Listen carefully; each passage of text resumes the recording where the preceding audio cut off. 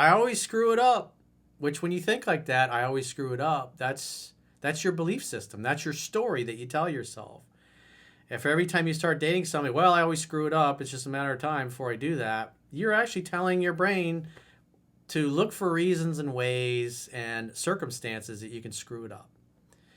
And so if you're trying to overcome the stuff that I talk about in the book, being needy, being insecure, being too soft, being too nice, too compliant, always going along with what a girl wants because you're seeking her approval, it's going to take time and repetition to overcome that.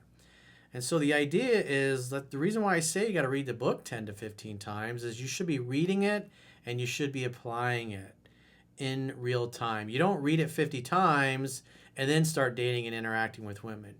You read it, you interact, you go out on dates, and then you get to the end of the book, and then you go back and you just keep reading it.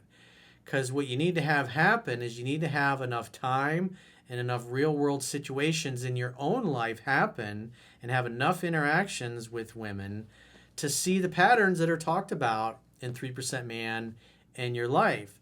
And you also got to get to a place where a woman falls in love with you and you take her through the process in the book, and then you're able to maintain it and you're able to keep her in love with you until maybe you decide to end it or you decide you don't want to be in it anymore.